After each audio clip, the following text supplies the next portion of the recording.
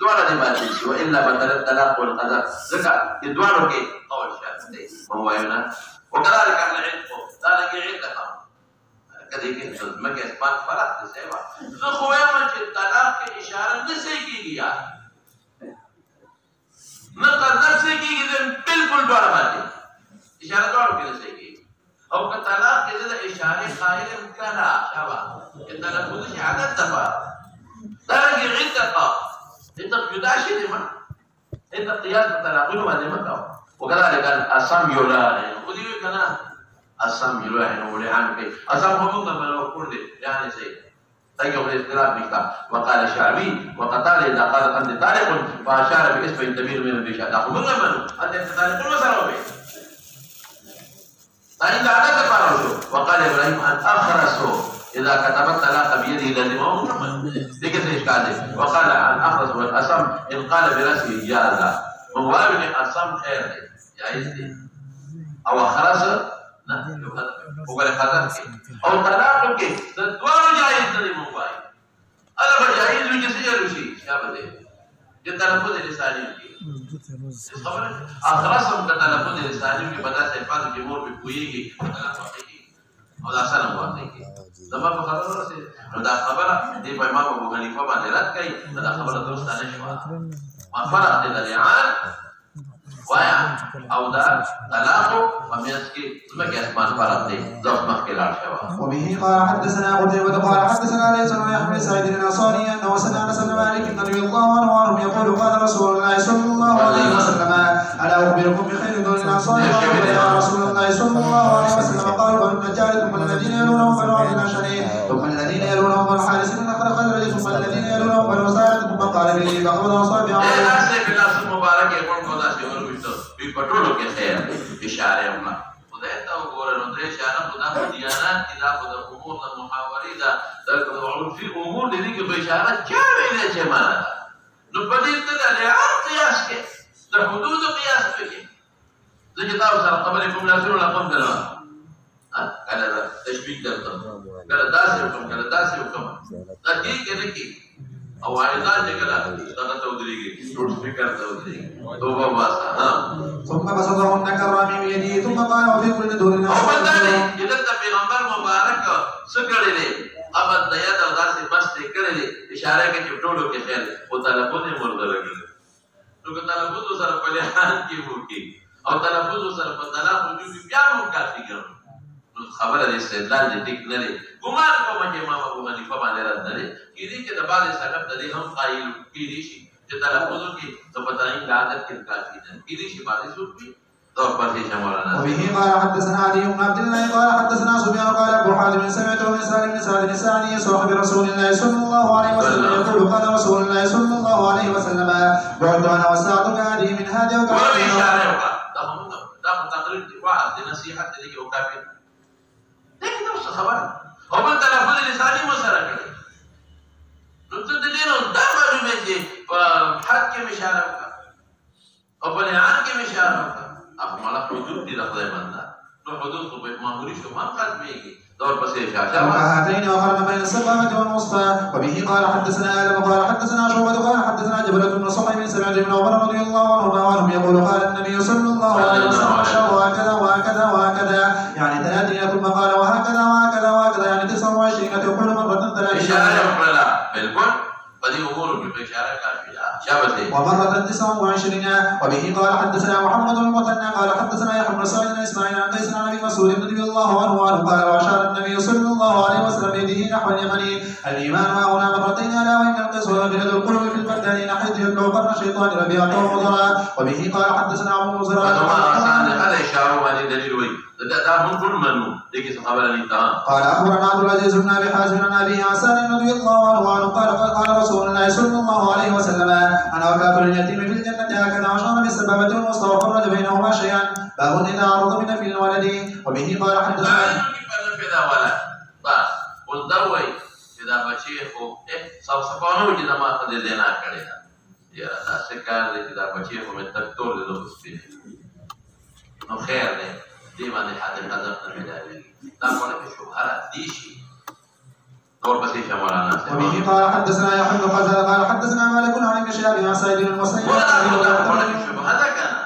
أبو ثلاثة ما درج إذا ما ترى شيء هذا ثانية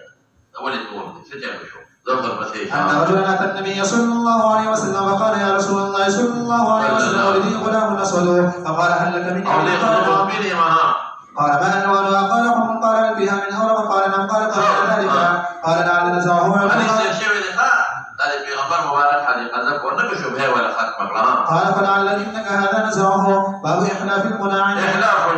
قسم بولا وركيشة وبه قال حدثنا موسى بن إسماعيل قال حدثنا جويرية عن نافع عن عبد الله رضي الله عنه وعنه أن رجلا من الأنصار قذف امرأته فأحلفهما النبي صلى الله عليه وسلم ثم فرق بينهما باب يبدأ الرجل بالتلاعب ثم فرق لهم دليل شو بدي مسألة كنفس عن تفريق لدي فرق شابه وبه قال حدثني مستلنا ولا شورو كيف تلاعب سرا وجميع ويدك كنا شابه وبه قال حدثنا محمد بن بشار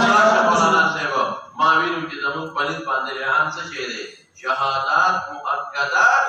بالإيمان أو بنيت أيمو ثلاثة إيمان مؤكدات بالشهادات تفرق زمون بنيت شهادات مؤكدات بالإيمان تلاقي بنيت باندي إيمان مؤكدات بالشهادات دي سمانا خلاف يكم ده سمانا ده خلاف ده كي أكثر اليمين أهل وده شهادت أكثر أهل نده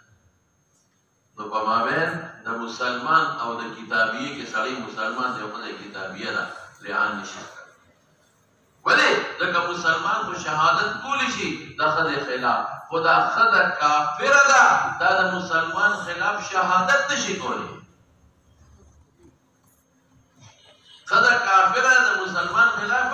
شهادت نشي کولی نو که سړی مسلمان او خده کتابیه ده که لعان نشي دیکھ دا سر نریان جتا دے بس دیکھ بس کئی نو کدے پا بد عمالی کولی دا طلاق دے نا دے خلاص صلح قاضی لدی و صلح وجدا دے ناکار مدان دے خلاص طلاق دے او دا حر او دا عبد دیکھ مسئلہ رو دی سڑی عبد دے خد حر یا سڑی حر دے خد عمل یا دوار عبد و عملی دیکھ بریان نکی ویگی پا خبر ولی احل دا شهادت دی دوار او دا اغیب پنیز باندے دا مسلمان و دا کتابی پا منز کے لحان کیگی ولی دا اغیب ایمان دی دا شهادت تابع ایمان موقعات دا شهادت دی او کتابی احل دا یمین کرا مطمئن پڑھ دیسی او دا حر او دا عبد پمیز کے دا حر او دا عمی پمیز کے دا عبد او دا عمی پمیز کے یا دا عبد او دا حری پمیز کے دا غیب پر ادعان سے کی دا احل دا یمین دی کوئی رشی پا خبر آمانی سمر دا خلاف پیش زمان پلیسے کی دی مناسبہ شهادات مؤکدات نوسا دا یمین تابع دی اصل شهادت دی نو دا مسلمان او دا کتابی پمیز کے بیان نکیگی ذکر کتابیه اهل در شهادت در خلاف مسلمان او دا قرانی که یو عبدی او یا دواربی اغی کم نکیگی ولی نکیگی شابه سے اهل در شهادت نری او دا اغی پلیت پا دی جوڑو کیگی ذکر دا اهل یمین دا یو بلا خبر اس تا دی چه دا اوه یہ سڑی که دا ما دا خدا دانیه دا کتابیه لاول پر طلاق پر گیرو کسا خلاص نکو او که طلاق ایول نکویوی که ما خدا پا دینا لی دلیلا تو لعان نکی حد قدر پر ملائی یا د سلور گواهان راولي چې خدای راځم ولي او یا بس کېږي لکه هغه قدم وکړي بس زو تر پسې شا او تم خبره مضبوطه ده ولې د قرآن شریف کې الله تعالی څه کړی دی وشهادت احدهم اربع شهادات بالله رسول تعبیر دی الله په ایمان او نه کړی چا سره کړی دی شهادت هم سره کړی دی دویمه ولا مجلس دا قاضی شرط کړي یمین خو مجلس دا قاضی کې کولی شي بار کولی دویمه ورته مجلس چا شرط کړی دا قاضی شرط کړي ذو سر پسې شاه وبه قال حدثني محمد بن بشار قال حدثنا ابن ابي عدي عن هشام بن حسان قال حدثنا ابن عباس رضي الله عنهما وان هلال بن اميه قال امراته فجاء فشهده النبي صلى الله عليه وسلم يقول ان الله يامر شهدا انا وجه حلقه شهد بوي شابه يقول إن الله يعلم أن أحدكم كان ينفع منكم أتاني ثم قامت وشهدت فقل لعنه من طلق بعد اللعان لعن تفريق لري يا بقالي تفريق دي ولي وجه من التوصل ها إذا لعن قسم دي دخل ذات تكتيب كل شيء طبعا مولانا السعدي وبه قال حدثنا اسماعيل قال حدثنا مسلك الامام ابو حنيفه رحمه الله عليه بدي ومن طلق بعد اللعان في غرض داعش وشبه ان سالم بن سعد رضي الله عنه واخبره انه من الاجنان جاء الى عاصم بن عدي الانصاري فقال له يا عاصم رايت رجلا وجمع امراته رجلا يقتله فتقتلونه يقتله هذا صليب وقتل يهودي زاني لا دي رجل زاني لا فتقتلون تتصب وجه يهود زوج قاتل قصاصا او بسبب شبه سل يا عاصم عن ذلك وسال عاصم رسول الله صلى الله عليه وسلم عن ذلك فكره رسول الله صلى الله عليه وسلم مسائل هذا فردي مسائل كل تفوز كمان حتى كبرنا عاصم ما سمع من رسول الله صلى الله عليه وسلم فلما رجع رسول الله جاءه معمر فقال يا عاصم ماذا قال لك رسول الله صلى الله عليه وسلم فقال عاصم له معمر لم تاتني بخير رسول الله المسألة التي سألته عنها فقال عمر والله لا أتي حتى أسأله عنها فأقبله عمر حتى جاء رسول الله صلى الله عليه وسلم فقال يا رسول الله صلى الله عليه وسلم رجل يقول وتقتلونه كيف يفعل فقال رسول الله صلى الله عليه وسلم تلقيك وفي صاحبتك فذكرت بها فقال سلم فتلعنا ولما الناس عند رسول الله صلى الله عليه وسلم فلما فرغ من تلاعنهما قال عمر كتبت عليها يا رسول الله صلى الله عليه وسلم ثانية يوم ساعة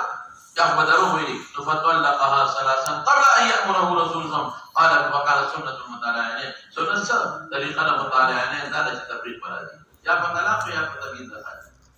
يا طريقة شباب يا بيرس هذا من فدو مسائل کی دلیل شو بچرتے لعان بقبل تفریق بین پیغمبر مبارک خدا مسائل شرعی و بیان کرا گئے یا بیبیلو کی طلاق دے ولی ورکدہ دے فضول کارو با آغاز سے تفریق اور دویم کی سمانا معلومه ده ادری طلاق په یو مجلس کې شو دي درې دي دام ته معلومه شو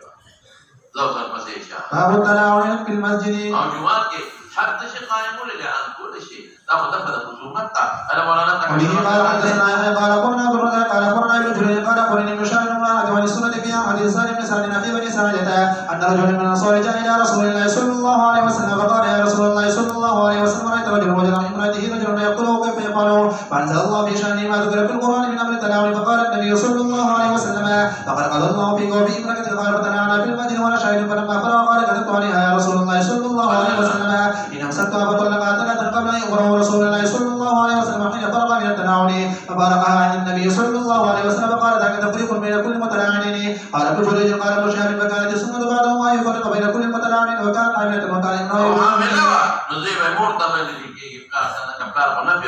قال ثم جرت السنة في ميراثها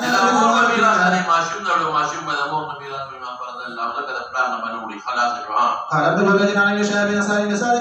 رضي الله عنه في هذا الحديث النبي صلى الله عليه وسلم قال إن جاء من أحد وهرب بين ماذا تبين شر ما كيف شان ناري استكسور غمان نفهم بده خذ الا قد صدقت رشيه ویلي وكذب عليها وصلي بدرو ویلي لكذا زوج شكل هذا زوج بشان دي وان جاء قاتل كل خذ به فلماشوم وي ضمير باعتبار الحمل لا جاء كما مذكور طور اعيان غټ استرو هذا ذا اليتين لما ور دغا هنا دور دغمان نه په بدی سړی الا قد صدق عليه هذا چې کوم سړی ځاني یاد کا دغه واسطه وجال بیا المکروه من ذلك دا سوالو کې چې تشبیه مدلل نه خپل پیغمبر یا ذکر ماخرت کا جهلک من ابل یاد لري بالکل معنا د تشبیه دلیل نه لیکن بعض علما وایي دا پیغمبر علیه السلام ته مکاشفه وحی سره پته ولګیدل کله ته بدل لذا ولې جواب ته مزیدار کړو چې تشبیه دلیل نه دی ته په حد نشي قائم یا چا مشابه شو دلیلات نه شو لیکن د زړه